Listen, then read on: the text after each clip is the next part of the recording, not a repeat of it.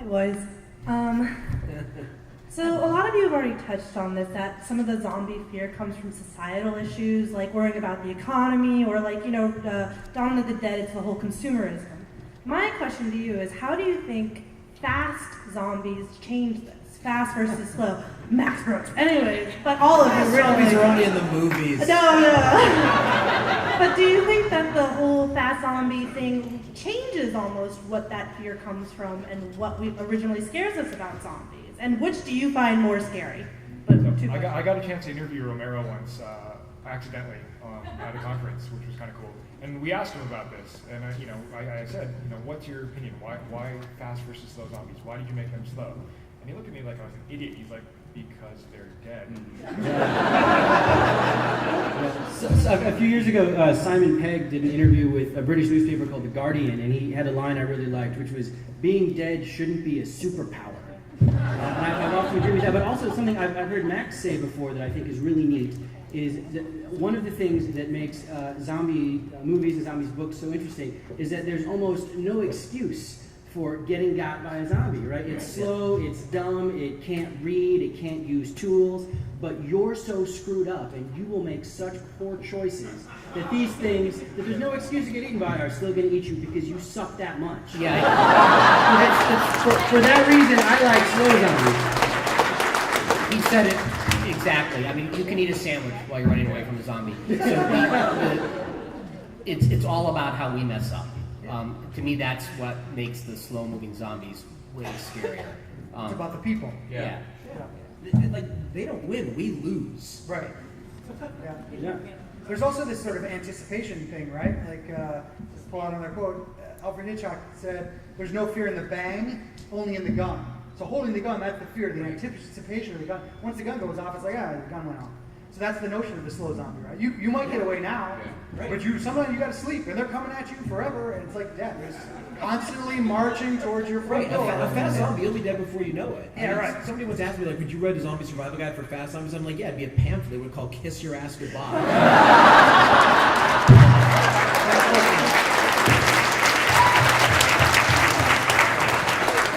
Thank you. You're welcome. How's it going? I took a class in college about apocalyptic rhetoric, and we really focused on how movies like zombie scenario and imagery is often used to display political or humanitarian goals. Do you guys think that this advances the popularity of the genre, or goes largely unnoticed? Panel?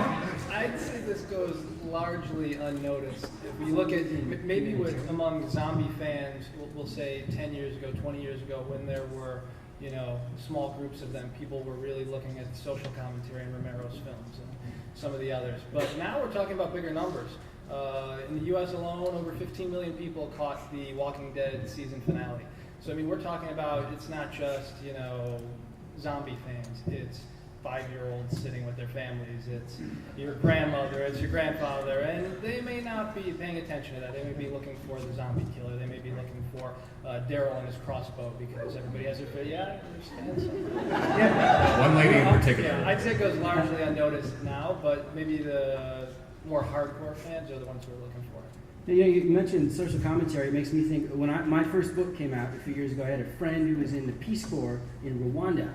And I sent him a copy of my book, and he told me later, I couldn't show your book to anyone. It was horrible. I had to hide it. And I was like, what are you talking about? He said, well, I had it, and some of my Rwandan friends were like, what's this? Oh, my friend wrote a zombie book. Well, what's a zombie? They're not really familiar. I was like, well, a zombie outbreak, it's this idea that these, the people they're suddenly changed, and they're out to kill you, and you have to hide and flee, and they won't listen to reason anymore. And he had to stop because I was describing the Rwandan genocide. To a Rwandan?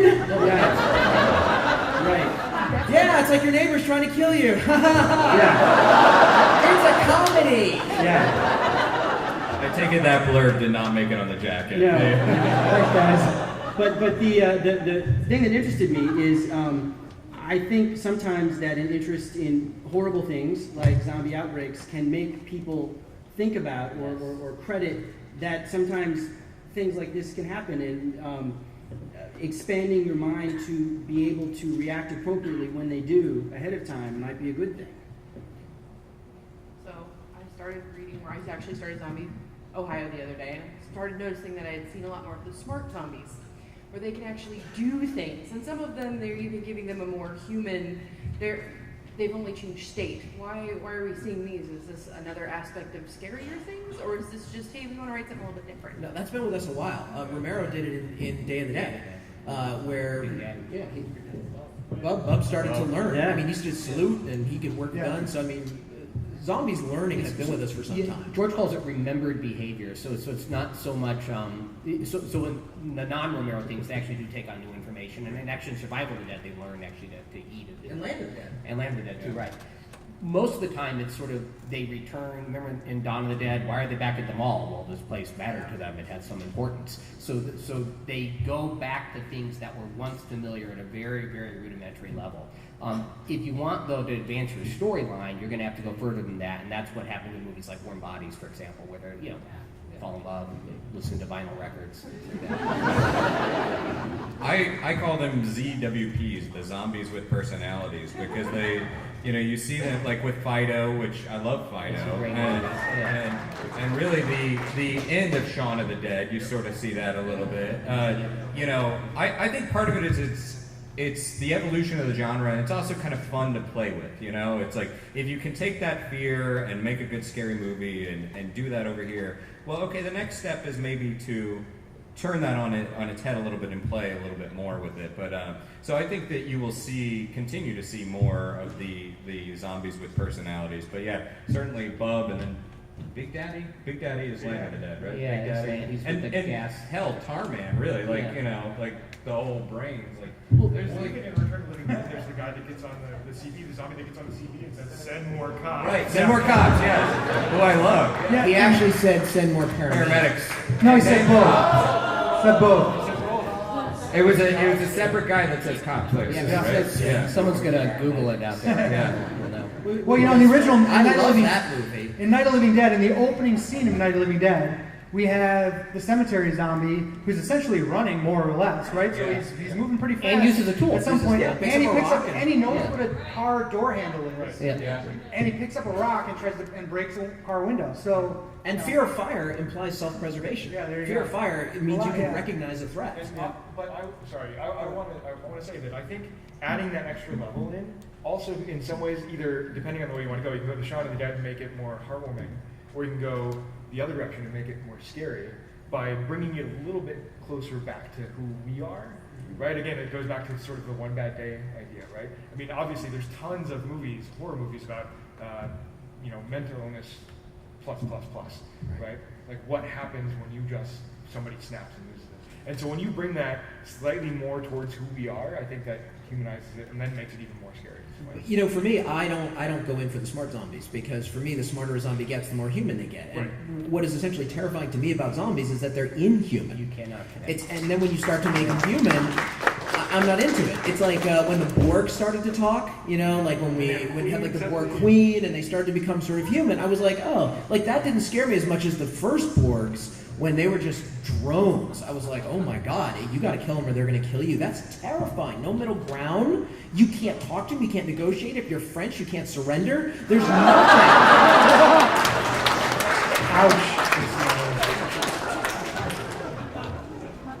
Next question. Thank you. Just because you guys are kind of like the world's preeminent experts on zombies, in the event of the zombie apocalypse, aside from the clothes on your back, what is the one and only item you're taking with you into the apocalypse? Each of you, please, just one item. TARDIS.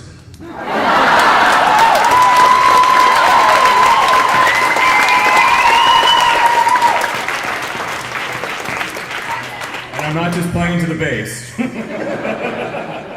And imagine the shock when he runs into a police box and realizes there is no such thing. Anybody else? I'm taking a spear, a sharp weapon, something. I feel like for me it's about like surviving the first 24 hours. So I feel like if I can survive the first 24 hours, I'll probably die of some kind of disease, or won't have my medication, or I'll catch pneumonia, and the water will be bad. But I feel like at least if I can survive that first 24 hours, I'll be happy. So if you can survive the first 24 hours, you don't mind dying of like dehydration from crapping yourself to death drinking Yeah, too because much water. I know it's gonna happen. Like a lot of people think this. Bring on the cholera as long as I can like Yeah, stab they think it's somebody. gonna be great though, but it's not. I mean, after the first, I'm gonna be going to the bathroom on myself. I'm not gonna be clean. It's gonna be after the first week. It's gonna be terrible. We're all gonna smell. It's First gonna 3 be days. horrible. Yeah. So as long as I make it the first 24 hours, I feel like I give myself a medal, and if I go out after that, I'm good. I don't know if it would be the first thing, but the only thing that comes to my mind, something that always bothers me, is I would wear a leather jacket. Right? Like, fighting through leather, I'm not going to have that bullshit stuff happen to me where something and bites me on the shoulder, right? I'm going to have leather boots and a leather jacket. And you'll dehydrate yourself twice as fast. Okay, I'll bring my still seat. Right. I would, I'd be toast, most importantly. But what I think I would do is, look, Homer told stories for a living during a pretty barbaric time, and he was blind, and people fed him. So I would take my family around, I would try to keep telling stories, and if they like my stories, they'd give me some baked beans, and I'd move on to the next place. I carry this with me everywhere I go. Half a dozen tools in one. You don't carry that on a plane, though, unfortunately, right? What's that? You can't carry that on a plane anymore. Yes, you can now. Just recently. The TSA let us carry knives. Can't carry a bottle of frickin' water, but you can carry one of these. Yay, USA! I would have to pretend to be more useful than I actually am, like a doctor or an engineer or someone who could. So I'd like have like a stethoscope or something that you should save me because honestly I have no useful skills that would help anybody. Everybody on this ship has a purpose. Unfortunately, I just got the word that this is we got the last question right here. So this one right here, last question. Sorry, everybody else. All right, young waiting. I man. appreciate it. Well, I just wanted to know, what did the word zombie, come from? It's Haitian, it's ghost. Yeah. It's Creole, actually, and because Haitian isn't language. And it translates, I think, literally to ghost. Yeah. So, And there's sort of variations of it. Yeah, like there's this voodoo snake god. Yeah, there's like a West African snake god that's sort of called zombie. and All that's different sort of, kinds That's of- the theory. Is then it came over to Haiti and sort of changed, and There's a book called The Serpent and the Rainbow, which is also a movie. If you're interested, I don't think it's a perfect book, but if you're interested in things like word origins, check it out. And the movie wasn't very close to the book, and that's the first time and only time that's ever happened.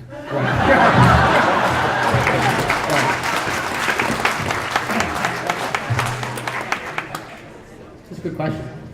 All right. Well, really appreciate you guys coming, and thank the panelists for being here.